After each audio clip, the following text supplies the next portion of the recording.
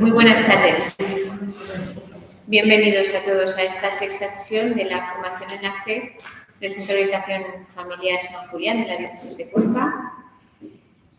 Como saben, este año está dedicada a la Veritatis Splendor de Juan Pablo II. Muchas gracias por estar aquí a todos, a los que nos siguen también a través de Internet. Muchas gracias a San Esteban por acogernos. Muchas gracias nuevamente al padre de Clan Huerta Murci, que es nuestro ponente hoy, otra vez. La sesión de hoy se titula Las normas morales cambian según cada época. Muchas gracias. Buenas tardes.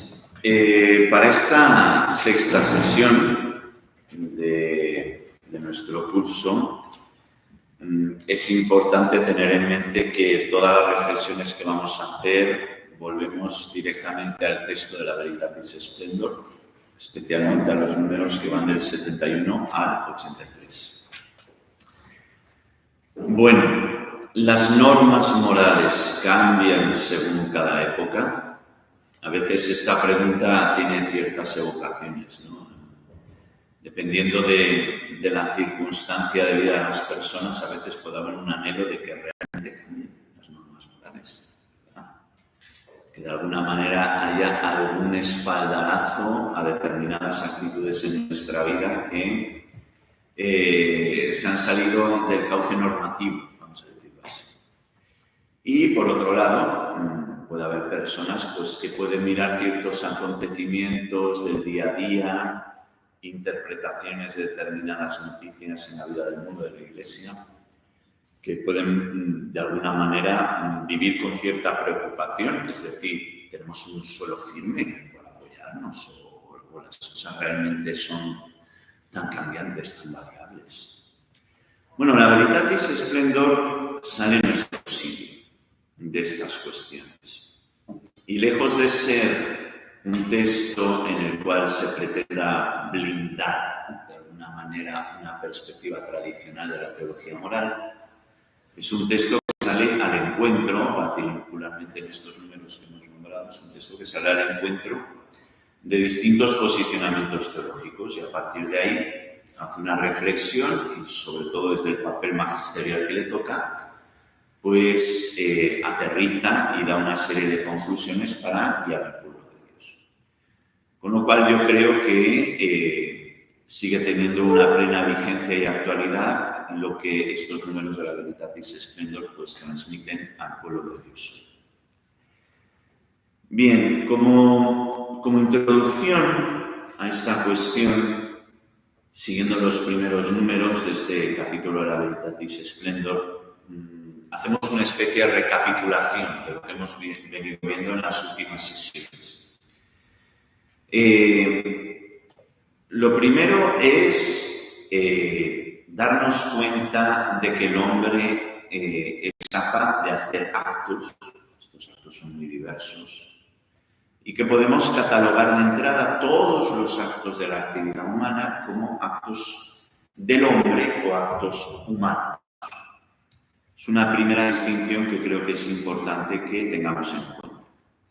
Los actos del hombre vendrían a ser cualquier realidad que viene de la condición humana, particularmente desde su condición vegetativa, animal, es decir, respiramos, la sangre circula, tenemos respuestas nerviosas, en fin, esos son actos del hombre. En definitiva, todo lo que tiene que ver con su condición fisiológica y creatural, el dormir, el estornudar, en fin, son actos del hombre. Pero cuando hablamos de actos humanos, se tratan de actos que dentro de la panoplia variable de la condición humana son actos en los cuales concurren determinadas facultades e instancias de la condición humana. Cuando hablamos de actos humanos, hablamos de actos en donde está en juego la libertad del hombre en cuanto a facultad, en donde la ley de Dios preside y que de alguna manera son vividos como un acontecimiento vital y que son detectados por la propia conciencia moral del sujeto humano. Ahí estaríamos ante actos morales. actos morales que proceden de actos humanos. A través de los actos humanos el hombre se perfecciona. Nosotros podemos respirar y la respiración nos acompaña desde la primera palmada tras nacer hasta el último estertor antes de morir. Pero la respiración en sí misma no nos perfecciona. Es una función fisiológica que nos acompaña y que de alguna manera garantiza la vida. Sin embargo, los actos humanos son los que nos van perfeccionando, porque hay una toma de decisiones en la conciencia de la persona. Nos van perfeccionando a lo largo del camino de la vida. Los actos humanos son actos morales porque expresan y definen la bondad o malicia del hombre mismo que realiza estos actos. Muy importante también esto. Así como en el respirar o en el estornudar o en el dormir no tenemos ninguna determinación moral, sin embargo, en los actos que podemos definir como verdaderamente humanos, se está ventilando una relación del hombre con la bondad o la maldad a través de sus propios actos. Esto producen solo un cambio en el estado de cosas externas al hombre, estos actos humanos, sino que en cuanto a decisiones deliberadas califican moralmente a la persona misma que lo realiza y determinan su profunda fisonomía espiritual. Es decir, los actos humanos que tienen una huella en cuanto a la bondad o la maldad dejan un sello en la condición humana. Respirar no deja ningún sello. Ni dormir tampoco, ni alimentarse cuando hay hambre, no deja un sello particular. Pero estos actos que van más allá de las funciones vegetativas sí que dejan un sello, una intimidad de la persona. Conforme te determines y las decisiones que tomas, van dejando una huella en la persona humana. Y además, desde el punto de vista espiritual, de alguna manera vamos descubriendo el relieve espiritual en la vida de la persona, en función de esas elecciones. La moralidad de los actos está definida, continúa la Veritatis Splendor, por la relación de la libertad del hombre con el bien auténtico. Es decir, hay muchos bienes en la existencia humana, pero desde la determinación de verdad y error y bien y mal, la mente humana es capaz de percibir lo que pueden ser presentados como bienes, pero sustentados en una falsedad, y los bienes que son auténticos. Entonces, la libertad del hombre tiene una profunda relación con los bienes que le son auténticos, conforme a su propia condición. Esos bienes auténticos están establecidos como ley eterna por la sabiduría de Dios. Esta es la perspectiva creyente. Es decir, este es el salto que nos separa de cualquier reflexión ética. Una reflexión teológico-moral creyente descubre en Dios como fuente del orden y del bien moral. Por lo tanto, están determinados por la sabiduría de Dios que ordena todo ser a su fin. Es decir, cuando nosotros somos llamados a la existencia, tenemos un principio y una finalidad concreta querida por Dios. Y eso es lo que se tiene que realizar en nuestra vida, esa finalidad concreta. Esta ley eterna nosotros la podemos conocer tanto por la razón, que esto es un elemento muy importante, como por la revelación, cuando Dios quiere hacer conocer de una forma clara a sus criaturas qué es lo que quiere. Pero normalmente está sustentado por un paso previo, es decir, ¿qué intuye el corazón humano?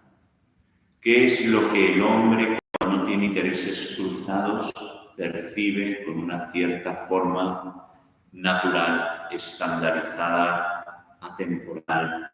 ¿Qué es lo que el hombre, de alguna manera, percibe? De hecho, en la historia de la cultura y del desarrollo de las distintas culturas humanas, nosotros percibimos una serie de valores que acompañan al hombre siempre. Igual que sea en la Polinesia, que sea una tribu hundida en Medio y que la acaban de descubrir en Papua Nueva Guinea o en las Islas Maldivas o que sea alguien de Sajonia o de Wisconsin o de igual. Es decir, hay una serie de eventos que de alguna manera acompañan al hombre independientemente del patrón cultural en el que ahora mismo se esté desarrollando su existencia. Eso nos ayuda a entender que hay una ley natural muy contestada, como hemos visto en las anteriores y esas sesiones de entrenamiento. El obrar es moralmente bueno cuando las elecciones de la libertad están conformes con lo que es el verdadero bien del hombre y expresan así la ordenación voluntaria de la persona hacia su fin último, es decir, Dios mismo. Es decir, desde una perspectiva creyente, nosotros entendemos que cualquier decisión moral que tomamos no es autónoma de tejas para abajo, encerrada en el mundo en el que vivimos, sino que toda decisión moral que tomamos, aunque tenga unas consecuencias inmediatas y próximas de tejas para abajo, siempre hay una consecuencia última que salta el límite de la existencia. Hay una consecuencia última delante de Dios, sí. Esa es la visión creyente de los actos humanos con una relevancia moral. La pregunta que nosotros descubrimos en el diálogo de Jesús con el joven rico, que dice así, conforme al Evangelio de San Mateo, en el capítulo 19, versículo 16, ¿qué he de hacer de bueno para conseguir o heredar la vida eterna? Bueno, esta pregunta evidencia inmediatamente el vínculo esencial entre el valor moral de un acto y el fin último del hombre. Es decir, cada vez que me pregunto yo sobre el bien de algo o la maldad de algo, detrás está la cuestión de la vida eterna o la pérdida de la vida eterna en la condenación. Es decir, es una pregunta que siempre queda pendiente detrás de cada determinación moral. Bueno, esta pregunta en el Evangelio de San Mateo evidencia inmediatamente el vínculo esencial entre el valor moral de un acto y el fin último del hombre. La respuesta de Jesús, que remite a los mandamientos, manifiesta también que el camino hacia el fin está marcado por el respeto de las leyes divinas. En este diálogo, en donde se toca algo profundamente esencial, es muy interesante porque para nuestra cultura contemporánea aparece algo que parece como un alien, como algo extraño. Yo estoy preguntando sobre mi perfección moral, sobre mi centro, mi equilibrio, mi reconciliación como persona, qué de hacer para heredar la vida eterna.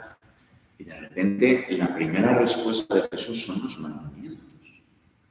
Algo que parece que está superado, ¿verdad? O algo que, en fin, puede valer en una cierta catequesis infantil, pero que no tiene una relevancia particular en la vida de un hombre maduro y adulto, ¿no? Y de repente Jesús aparece con los mandamientos. Este texto de el joven que se acerca a Jesús sigue removiendo de alguna manera al hombre y particularmente en los cimientos que hemos decidido que sustenten la existencia del hombre en el tiempo presente. Los mandamientos siguen teniendo una relevancia, siguen siendo una vara de medir. Así lo presenta Jesús. La ordenación racional desde nuestras facultades, recordad la sesión anterior cuando hablábamos de las virtudes, decíamos que siempre había un elemento racional primero, antes de que hubiera una intervención de Dios en otros órdenes, siempre había un elemento de acogida racional. Pues esta ordenación racional del acto humano hacia el bien en toda su verdad y la búsqueda voluntaria de este bien, conocido por la razón, constituyen la moralidad. Es decir, la moralidad no es un acto ajeno a la razón. Hay muchas personas que de alguna manera, por asumir una serie de discursos contemporáneos, piensan que la moralidad es un acto de superstición. Tienen a Nietzsche, tienen a Feuerbach y tienen a muchos autores que vienen a decir que eso es como una especie de infancia de la condición humana, ¿verdad? Sin embargo, cuando uno entra a diseccionar el acto moral, se da cuenta que la razón entra en juego. Independientemente de los eslóganes, cuando uno tiene que decidir si darle una bofetada a la persona que tienes delante, cuando uno entra a discernir, debo de hacerlo, no debo de hacerlo, las consideraciones que entran en juego son de orden racional, la mayor parte de las veces. Y si tienen que ver con impulsos de nuestras pasiones, intentamos darle un barniz racional. No pueden prescindir de la racionalidad nuestras argumentaciones. Por lo tanto, el orden racional del acto humano es fundamental. Para el obrar humano, por tanto, el obrar humano no puede ser valorado moralmente bueno solo porque sea funcional. Tengo un objetivo, lo consigo, es bueno, funcional. No, espérate, vamos a pensar. ¿Los medios que se han empleado son buenos o no son buenos? No basta una condición funcional. Quiero esto y he hecho estos medios para obtenerlo. Y los medios que has utilizado son buenos o no son buenos. No basta la funcionalidad moral. Esto nos lleva a la cuestión central del tema que tratamos hoy, y es que no basta la funcionalidad, no basta la intención, no bastan las consecuencias. El objeto de la acción concreta es fundamental. Si este objeto no está en sintonía con el verdadero bien de la persona que salta más allá de los límites de este mundo, la elección de tal acción hace moralmente mal a nuestra voluntad y a nosotros mismos.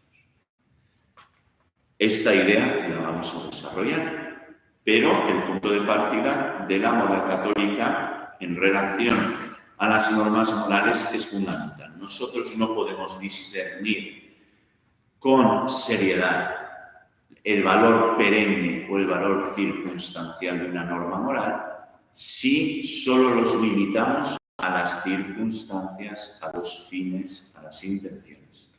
Hay que descender al objeto de la acción que vamos a emprender. Pero esta es la cuestión. A día de hoy, el objeto está rodeado de una especie de neblina y se pretende muchas veces hacer un juicio moral de la acción humana prescindiendo del objeto mismo de esa acción. Es decir, cuando hablamos de objeto, se trata precisamente de la acción concreta. Es decir, yo veo que están agrediendo a una señora en la calle. Entonces, la única manera de detener la agresión de esa señora es ejercer una violencia proporcional contra el agresor. Ese es el objeto. La violencia que yo voy a ejercer, es decir, la fuerza física que yo voy a emplear, ese es el objeto. Yo puedo tener intenciones, puedo valorar consecuencias, puedo ver toda una serie de cuestiones. Pero el objeto de la acción moral es, voy a ejercer violencia contra este sujeto. Ese es el objeto de la acción moral. No se puede prescindir de una valoración moral de una acción del hombre sin tener en cuenta el objeto.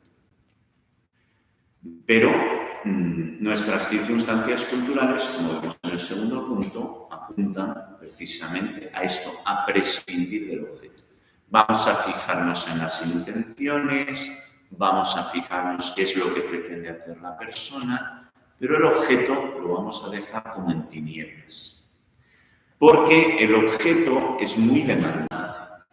El objeto es bastante tiránico, ¿verdad? Matar a una persona está siempre mal. Muy tiránico el objeto, ¿no? Entonces, ejercer una violencia que ponga en riesgo la vida de una persona es muy tiránico. Vamos a prescindir de este elemento y vamos a hablar de intenciones y de consecuencias, pero no del objeto. Bueno, en ese campo estamos hoy. De hecho, el segundo punto lo hemos titulado, siguiendo la Veritatis Splendor, teleología y teleologismo. En fin, estos términos, ¿qué quieren decirnos? Bueno, la vida moral en general posee un carácter teleológico esencial. ¿Por qué? Porque consiste en la ordenación deliberada de los actos humanos a Dios.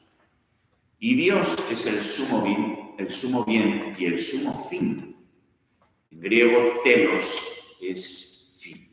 ¿Vale? Entonces, cuando hablamos de teleología, estamos hablando desde el punto de vista ético y moral de un examen del acto moral en donde determinamos cuáles son sus fines. Eso sería una visión teleológica del acto moral. ¿Cuáles son los fines del acto moral? Bien. Esta ordenación al fin último no es una dimensión subjetivista que dependa solo de la intención.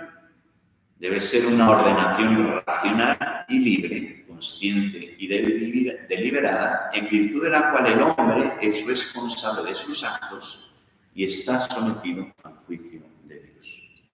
Es decir, aquí hay muchos elementos que hay que valorar y vamos a ir viendo más adelante. Lo primero que nos hace caer en cuenta un acto moral es que para poder discernir su moralidad hay muchas fuentes. Hay muchos puntos a los que hay que atender, como borbotones que van surgiendo en el campo de esa acción moral. La acción moral depende de la intención con que lo hagamos. Esa sería la primera cuestión. Yo no tenía intención de hacerte daño cuando hice este comentario. Bueno, es importante saber la intención de una persona. Pero toda la acción moral se reduce a la intención que tú tenías al decir ese comentario, o a más cosas. Bueno, dentro de las fuentes de la moralidad están las circunstancias. Es decir, yo te he hecho un comentario, pero ¿cuáles son las circunstancias que rodean a este comentario? ¿Es un acto cierto? ¿Es un acto incierto? ¿Es un rumor? ¿Es una predisposición adversa hacia ti? ¿Cuáles son las circunstancias que rodean este comentario que yo te estoy haciendo? Bueno, hay que valorar las circunstancias. ¿Cuáles son las consecuencias? ¿Qué perseguimos haciendo este comentario? ¿Queremos tu corrección moral? ¿Queremos darte una lección? ¿Queremos dejarte en evidencia? ¿Cuáles son las consecuencias de este comentario que te hacemos con buena intención? Sí, la intención puede ser buena. Pero ¿cuáles son las consecuencias? ¿Qué se va a derivar de tu buena intención? Importante. Podríamos detenernos aquí, pero si nos detenemos aquí, olvidamos el elemento fundamental, y es el objeto mismo. Es decir, esto que yo te estoy diciendo es en sí mismo murmuración, es en sí mismo una imprudencia. Es en sí mismo una crueldad, a pesar de mi intención. Esto que yo te estoy diciendo en sí mismo, ¿qué es? ¿No? El objeto mismo. Claro, aquí la Veritatis Splendor reflexiona sobre las teorías éticas denominadas teleológicas que dedican especial atención a la conformidad de los actos humanos con los fines perseguidos. Bien, vamos a juzgar tus actos en función de los fines, teleologismo. Basta eso. Es decir, si atendemos a la pregunta original, las normas morales cambian según cada época. Es decir, según cambian los fines, entonces podemos cambiar nuestro juicio moral. Según cambien las circunstancias, cambiamos nuestro juicio moral. Según cambian las intenciones, cambia nuestro juicio moral. Pues en fin, si mantenemos en la neblina el objeto, la tentación es esta continua.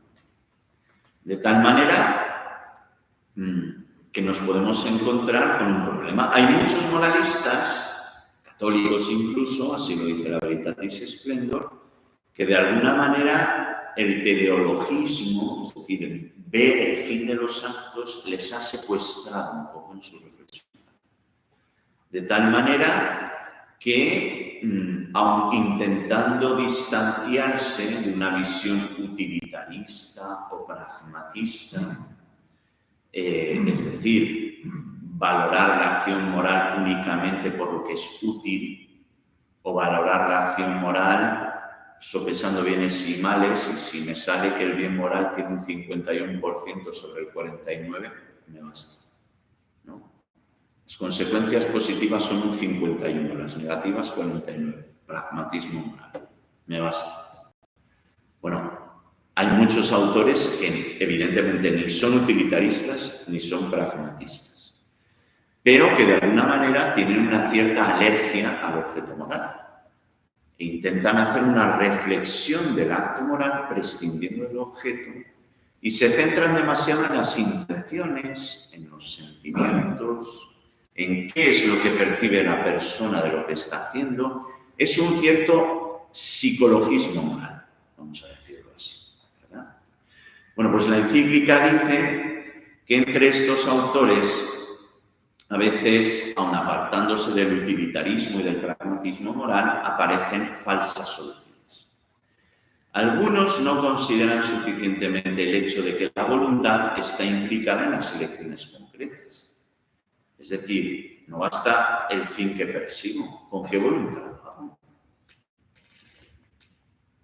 Vamos a ponernos en un supuesto poco convencional a día de hoy, pero que acompaña a la existencia humana a lo largo de toda la vida. Tienes que corregir a tu hijo y le tienes que dar una señal de atención. Esta señal de atención, ¿cuál es el fin? Corregir a tu hijo. ¿Corregir para qué? Para que no tome decisiones incorrectas y tome las decisiones correctas. Bien. Esta llamada de atención, consista en lo que consista, ¿vale? Esta llamada de atención, ¿con qué voluntad lo haces? ¿Te hinchan las narices? ¿Y se tiene que enterar quién manda? Pues esa voluntad correctiva lo haces por educarle, con autocontrol, con tal. O sea, la voluntad importa mucho, aunque el fin sea corregirle, ¿de acuerdo? Pero ¿y la voluntad qué? La voluntad importa mucho. Tú corriges a una persona, la corriges porque te cae pesadísima y en mala gracia, o la corriges porque le quieres ayudar y le quieres hacer un bien, ¿no? Claro, la voluntad tiene un peso muy importante. Otros autores se inspiran además en una concepción de la libertad que prescinde de las condiciones efectivas de su ejercicio. Es decir, hablamos de la libertad, pero es como una libertad capa, ¿verdad? En el fondo es que el hombre no es realmente libre. Está tan condicionado, ¿verdad?, que el hombre no es libre. Entonces, mantenemos la concepción formal de que el hombre es libre, pero cuando descendemos al caso concreto, el hombre realmente nunca es libre. Está siempre condicionado. Bueno, pues hay autores que se adentran en esta jungla del condicionamiento de la actividad humana y, en fin, conforme a esta teoría, la voluntad libre no estaría ni moralmente sometida a obligaciones determinadas y vinculada por sus elecciones. Está tan condicionada al final que, aunque hablemos de libertad, hablamos realmente de una libertad formal. Si tuviéramos unas condiciones de laboratorio controladas, pues sí que aceptaríamos, evidentemente, la libertad del hombre, pero como normalmente no es así, pues en fin, ¿qué sentido tiene reflexionar sobre la libertad de la persona cuando sí ha sufrido abusos a lo largo de su infancia, después entra en la adolescencia, en la juventud y se convierte en abusador? ¿Quién va a juzgar eso realmente? Está tan condicionado. Bueno, pues son realidades que están presentes en nuestro tiempo, ¿no? El pensar que la voluntad y la libertad del hombre es una libertad formal, pero que realmente no siempre se dan las condiciones para asegurar que el hombre es realmente libre. Bueno, hay autores que sostienen esta posición.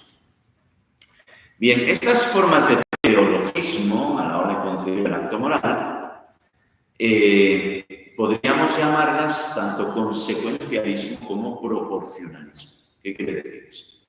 Bueno, el consecuencialismo supondría pretender obtener los criterios de la rectitud del obrar moral desde el cálculo de las consecuencias que uno puede prever que se van a derivar de la ejecución de una decisión, ¿verdad?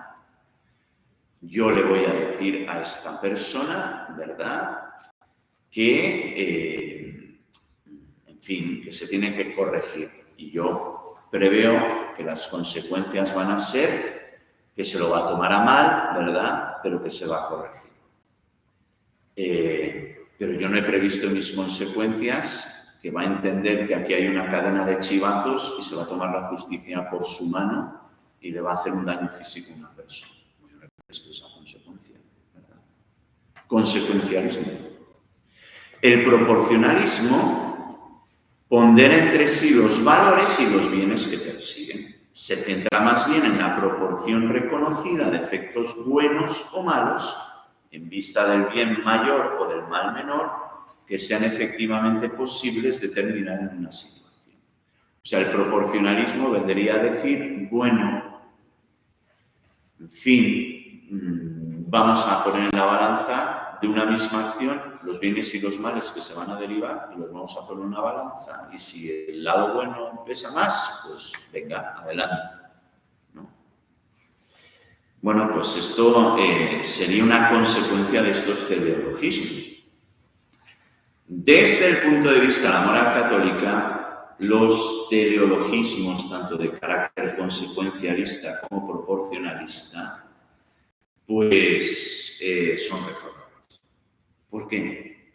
Porque no tienen en cuenta la debida dignidad de la persona humana, la reducen a un guiñapo en cuanto a su libertad, con su voluntad de decisión, o porque pretenden hacer un mercantilismo de las consecuencias. Es decir, vamos a ponerlo todo en la balanza y a ver qué pesa más, ¿verdad?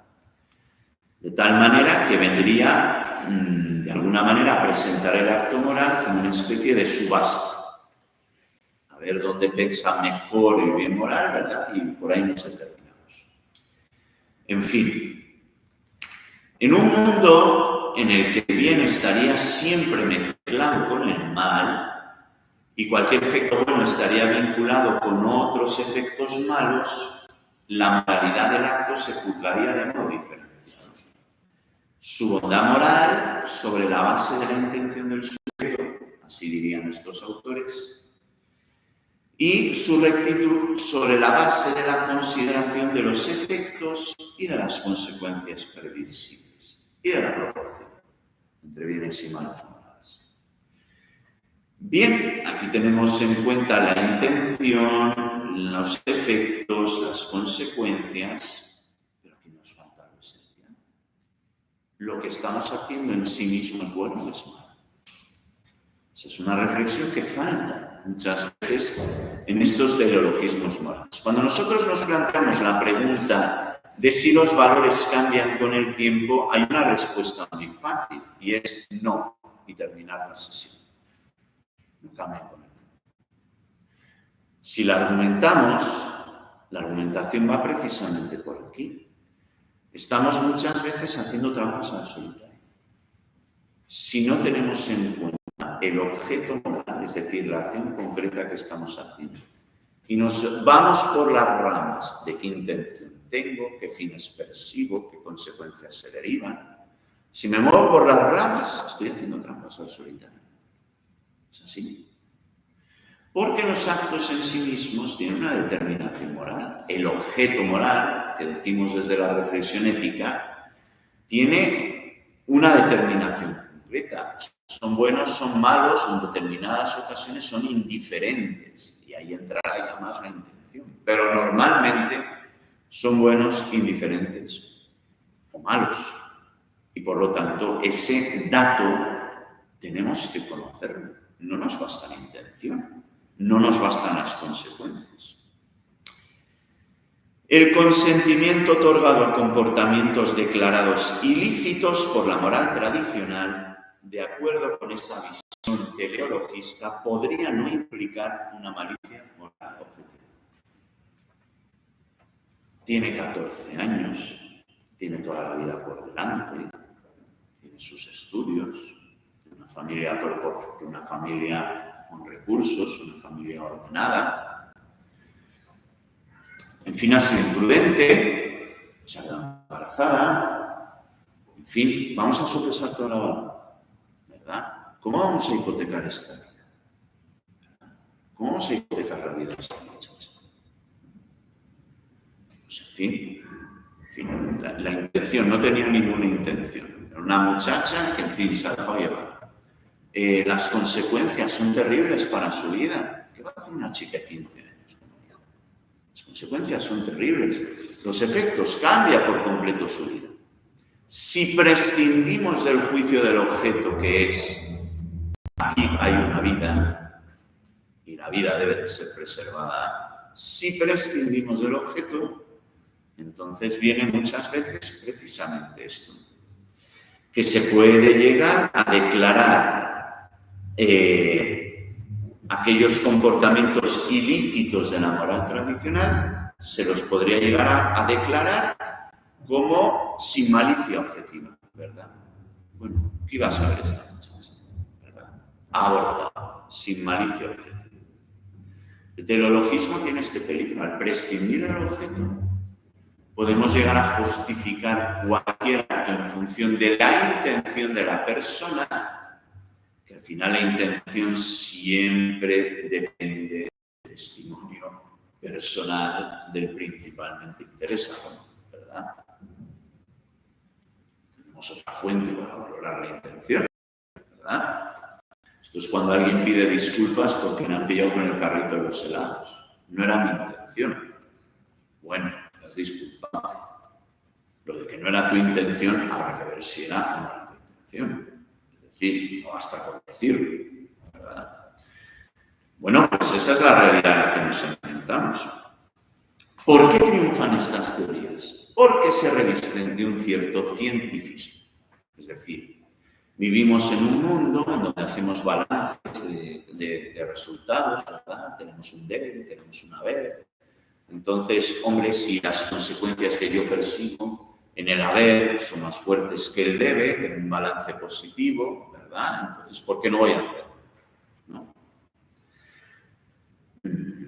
Y porque de alguna manera se revisten también un cierto psicologismo. Hay que defender, hay que blindar a la persona, ¿verdad? Hay que garantizar su bienestar, ¿verdad? Hay que, de alguna manera, reafirmar la dignidad de la persona, ¿no? Y bueno, ahí nos vemos un poco en ese acto en el cual no tenemos en cuenta el objeto y solo vemos el bienestar, si me siento bien o si me siento mal, como nuestra decisión. Es decir, si nosotros somos realistas y hacemos un cálculo exhaustivo de todas las consecuencias y de todos los efectos de cada acto moral, nos situamos en un escenario imposible, porque no tenemos la bola de cristal de la brújula. No sabemos hasta dónde llega la última consecuencia de un acto que yo desencadeno. Es imposible, eso no lo sabemos. Entonces, ¿cómo podemos justificar la bondad o la maldad de una acción? El objeto. Hay que volver al objeto, a lo que estamos haciendo. Claro que las intenciones tendrán su lugar, claro que las circunstancias tienen su peso, claro que las consecuencias tienen su peso. Y nos ayudarán de alguna manera a perfilar con claridad el objeto moral de la acción que estamos realizando. Pero no podemos prescindir del objeto para juzgar la moralidad de las acciones. ¿No se puede? No se puede. No podemos determinar la moralidad de la acción únicamente por la intención que yo tengo. No se puede. Ni tampoco por los efectos que se derivan de él. 1 millón de soldados se volvieron a casa por tirar la bomba atómica en Hiroshima. Es un ejemplo moral clasiquísimo. ¿Verdad? Es decir, 1 millón de soldados que podían haber causado baja en el ejército americano al intentar la conquista del archipiélago metropolitano de Japón. Esas bajas no existieron porque se tiró la bomba atómica y no hubo que asaltar directamente las islas. Entonces era moralmente justificado el lanzar la bomba atómica en Hiroshima, porque no hubo 1 millón de bajas más estimadas por el alto mando operativo. el mando del Pacífico de las fuerzas aliadas. Es que lo tenían determinado, entre 1,5 millones y 1,5 millones de bajas iba a haber por intentar asaltar las islas del archipiélago. Bueno, habrá que ver el objeto. No solo cuántos soldados no dejan de morir, ¿verdad? La vida de un soldado por un civil o como esto. ¿No? En fin, son consecuencias que evidentemente hay que determinar. Bien, eso nos lleva al objeto del acto deliberado. Es decir, si nosotros nos preguntamos, ¿cambia la moralidad con el tiempo? Vamos a ver el objeto. ¿Cambian los objetos con el tiempo? No cambian. Bueno, la moralidad del acto humano depende sobre todo y fundamentalmente del objeto elegido racionalmente por la voluntad deliberada. Tengo un conflicto personal contigo y el objeto que he decidido es enfrentarme físicamente contigo. Vamos a valorar el objeto. He decidido llegar a las manos contigo. Vamos a valorar el objeto. Es que llevo 5 años de humillaciones por tu parte. Vale. Psíquicas, lingüísticas, psicológicas, ambientales, ¿verdad? He decidido, mi objeto ha sido llegar a las manos. Bien, como enseña el Catecismo de la Iglesia Católica, hay comportamientos concretos cuya elección es siempre errada, porque está comportada en un desorden de la voluntad, es decir, humana. Es decir, si yo voluntariamente decido que voy a hacer una agresión física a una persona, conforme al Catecismo de la Iglesia Católica, es un desorden de la voluntad. O sea, responder con una agresión física es un desorden de la voluntad. Otra cosa es que te fuerce. Eso es otro tema, ¿verdad? Muchos padres educan a sus hijos diciendo, nunca pegues a nadie. Después los más lanzados dicen, y si te pegan, lo devuelves. ¿Vale? Allá tendríamos que determinar si te han pegado de una determinada manera, si estabas en un riesgo real y si lo que devuelves es proporcional o no es proporcional. Hay que valorar muchas cosas, ¿verdad? Pero ser el primero, de ninguna de las maneras. Eso, lo veremos más adelante, es intrínsecamente malo. Nunca hay una justificación. Intrínsecamente malo. Otra cosa es que las circunstancias te empujen. Ya veremos. Pero como elección primera y principal, intrínsecamente malo. Pues bien, la razón por la que no basta la buena intención, sino que es necesaria también una recta elección de las obras, reside en el hecho de que el acto humano depende de su objeto. Es decir, volviendo a lo que decíamos al principio, si es ordenable o no es ordenable al fin último de la condición humana. Es decir, este acto que estoy haciendo me acerca o me aleja del cielo. El acto concreto, no las consecuencias, no mi intención. El acto, lo que toco, lo que hago. ¿Me acerca o me aleja del cielo? El acto concreto que estoy haciendo. Dejarme llevar por la ira en una corrección. ¿Me acerca o me aleja del cielo? Que la intención sea buena. Es decir, yo te corrijo porque espabila. Pero si en ese espabila me dejo llevar por la ira, pues claro, la ira es un objeto intrínsecamente malo. No está justificado. No está justificado. La ética cristiana privilegia la atención al objeto moral. No rechaza considerar la teleología interior del obrar, es decir, a qué fin nos vamos, en cuanto que está orientada a promover el verdadero bien de la persona, sino que reconoce que este solo se pretende realmente cuando se respetan los elementos esenciales de la naturaleza humana. Es decir, tú dices que persigues un fin bueno, ¿de acuerdo? Estás respetando aquellos elementos que son esenciales para afirmar la bondad de la naturaleza humana. Porque si no los estás respetando, por mucho que persigas un fin bueno, ¿verdad? Esa acción es moralmente reprochable. Yo es que quiero defender los derechos de los trabajadores. fin, ¿verdad? Y para eso le voy a rajar las 4 ruedas al patrón. Objeto malo. Claro, es que hay otros medios para hacerlo. Pero ese medio en concreto es un objeto pues, que no está bien dirigido, evidentemente. Habrá otros medios, habrá otras formas, incluso muchas veces en el filo de la navaja. Pero el traspasar las fronteras de la seguridad personal, eso nunca. El mismo acto alcanza después de su perfección última y decisiva cuando su voluntad lo ordena efectivamente a Dios mediante la caridad. San Alfonso María de Ligorio, patrono de los moralistas y confesores, enseña: no basta realizar obras buenas, es preciso hacerlas bien. Para que nuestras obras sean buenas y perfectas, es necesario hacerlas con el fin puro de agradar a Dios. Desde el principio de la toma de decisiones, pasando por el objeto, hasta las consecuencias finales. Si en todo ese proceso estamos deseando agradar a Dios, entonces la obra es buena. Si no, ha encontrado un escollo y un tropiezo en el proceso de deliberación, de ejecución o de finalización. Y no puede ser agradable a Dios. Claro, si nos ponemos en esta perspectiva, pueden cambiar las normas morales con el tiempo.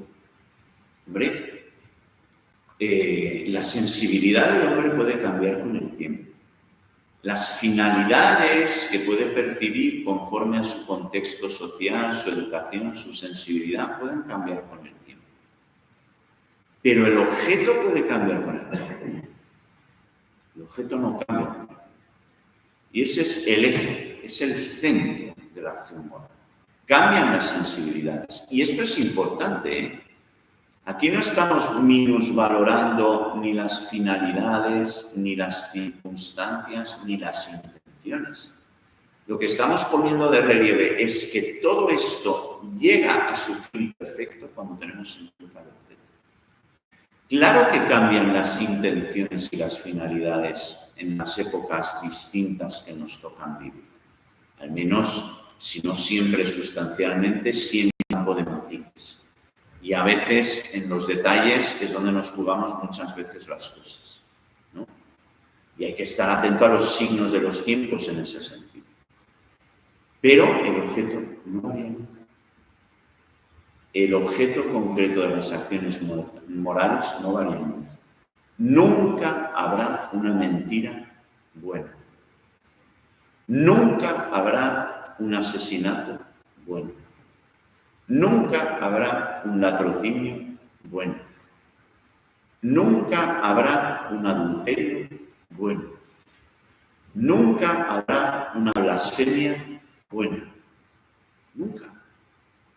Por mucho que las intenciones, por mucho que varíen las finalidades, el objeto determina muchas veces la acción moral y la determina incluso independientemente de las finalidades y de las acciones, como veremos más adelante.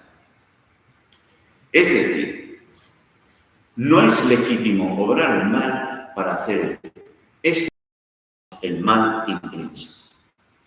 La razón testimonia que existen objetos del acto humano que se configuran como no ordenables a Dios, porque contradicen radicalmente el bien de la persona, que está creada a imagen de Dios. Son los actos que en la tradición moral de la Iglesia han sido denominados intrínsecamente malos. Lo son siempre y por sí mismos, es decir, por su objeto independientemente de las intenciones y de las circunstancias. El Concilio Vaticano II, la Gaudium et Spes, de hecho, ofrece un catálogo. ¿Qué actos son intrínsecamente malos? Pues lo dice la Gaudium et Spes. Todo lo que se opone a la vida, como homicidios de cualquier género, los genocidios, el aborto, la eutanasia, el suicidio voluntario, todo lo que viola la integridad de la persona humana, mutilaciones, torturas corporales y mentales, intentos de coacción psicológica, lo que ofende a la dignidad humana, como condiciones infrahumanas de vida, encarcelamientos arbitrarios, deportaciones, esclavitud, prostitución, trata de blancas y de jóvenes, condiciones ignominiosas de trabajo, en la que los obreros son tratados como instrumentos de lucro, no como personas libres y responsables. Todas estas cosas y otras semejantes son ciertamente oprobios que al corromper la civilización humana deshonran más a quienes los practican que a quienes padecen la injusticia o son totalmente contrarios al honor debido al Creador. Gaudium et Spes, número 27. Estos son los actos intrínsecamente malos. Nunca podrán ser actos buenos. Nunca. Ahondando en la Escritura, San Pablo dice lo siguiente: no os engañéis. Los impuros, los idólatras, los adúlteros, los afeminados, los homosexuales, los ladrones, los ávaros, los borrachos, los ultrajadores, los rapaces, ninguno heredará el reino de Dios. Las acciones objetivas que tengan que ver con estas tendencias de la condición humana se convierten en objetos intrínsecamente malos. Y esos objetos no permiten a las personas poder juzgar sus actos de intrínsecamente buenos. Nunca, nunca. Otra cuestión es si las intenciones y las consecuencias pueden de alguna manera delimitar la responsabilidad moral de la persona. Eso es otra cuestión. Una persona puede tener acciones concretas en cualquiera de los campos que hemos dicho. Y esas acciones concretas, en función de su intencionalidad, de las consecuencias que busca, pueden convertirse a veces en actos mitigados o exonerados hasta cierto punto de una responsabilidad moral. Pero el acto en sí mismo, el acto, es intrínsecamente malo. Yo puedo mentir, y puedo mentir, en fin, para librar de un mal grave que yo detecto para una persona. Esa mentira seguirá siendo un acto intrínsecamente malo. Habrá que ver de qué mal has librado a la persona sirviendo de la mentira. Y pueden mitigar de alguna manera el alcance de la responsabilidad moral de la mentira que has emitido. Pero la mentira en sí misma siempre es intrínsecamente mala. Lo es. Lo es. Tenemos una estructura de pecado que nos fuerza a mentir, no podemos hacer resplandecer la verdad, sí, podemos tener muchos condicionamientos. Pero la mentira será siempre algo intrínsecamente malo, aunque busque un bien objetivo. Esto es como en un juicio.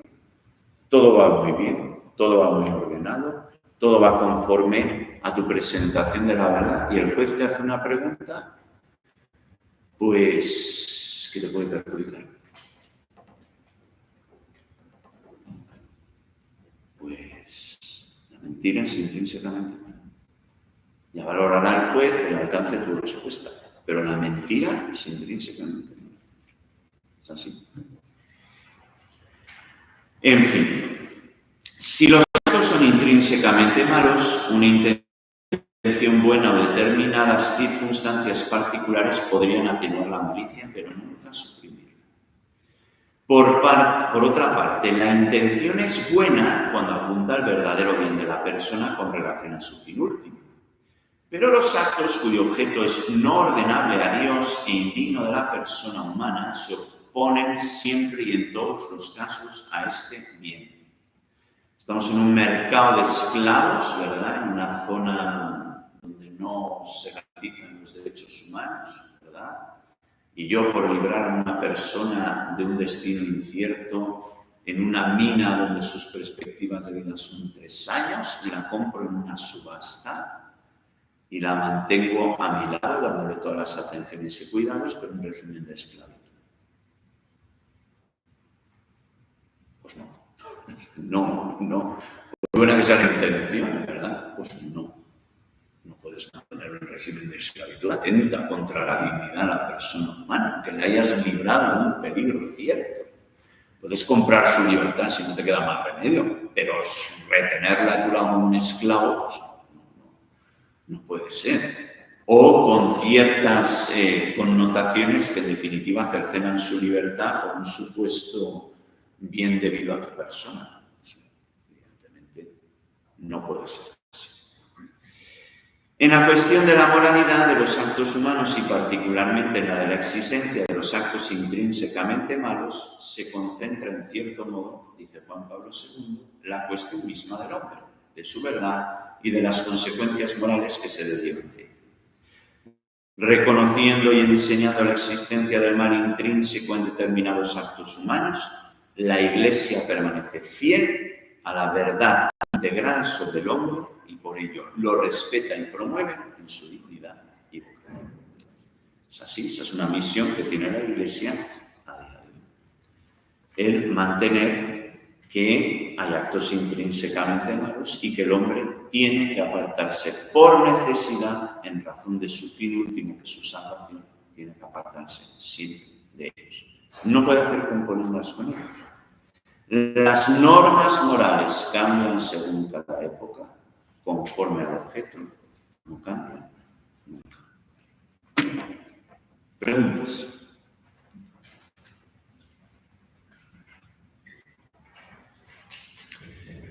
Pues, si no hay preguntas, podemos dar por concluido nuestro acto y quedamos emplazados para el siguiente. Pensándole está muy claro que no cambian nunca, pero lo que sí sabemos, al menos actualmente, donde notamos mucho más que en otras épocas, es el relativismo moral. Claro, pero el relativismo... Como comportamiento social, genético, incluso de personas excelentes. Sí. Pero el relativismo tiene que ver precisamente con un excesivo énfasis en las intenciones y consecuencias, pero no en la no atención a la calificación moral de la acción concreta que están realizando. Eso es así. Y con la influencia que tienen los medios, no digamos. No, bueno, claro, pero eso ya es el clima cultural, ¿no? Que va de unas formas u otras.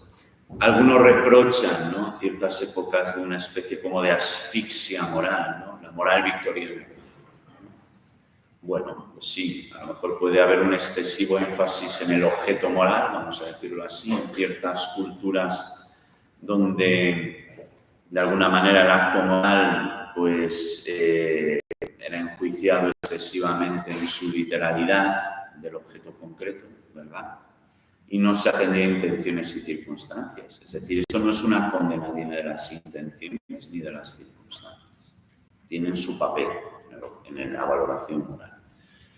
Pero tienen que armonizarse con el objeto. Y el objeto se tiene que armonizar con las intenciones y las circunstancias, no ya para hablar de la maldad moral de una acción concreta, el objeto ya lo determina. Es para determinar la responsabilidad de la persona cuando ejerce una acción concreta, aunque el objeto sea intrínsecamente. Pueden darse las circunstancias en una persona por ignorancia, se sirva de un objeto intrínsecamente malo con la mejor de las intenciones. Y ahí ya se juzga la responsabilidad moral real de la persona. En ese sentido, las ciencias auxiliares, la psicología en ese sentido, pues también a percibir hasta qué punto hay una responsabilidad moral en la infancia, en la adolescencia, en la incapacidad, etc. Pues, están las situaciones de estrés. Y en la formación de la persona. Y la formación, evidentemente, el entorno de la persona, todo claro. La responsabilidad moral. Pero ahí está el tema, hay que distinguir con claridad los actos morales y las responsabilidades. Pues muy bien, la parroquia tiene otra actividad, así que tenemos que dejarlo por aquí. Muchas gracias a todos. Tenemos aquí a Marta. Bueno, por terminar, muchas gracias a todos por venir. La próxima sesión será el 26 de abril, viernes. Gracias.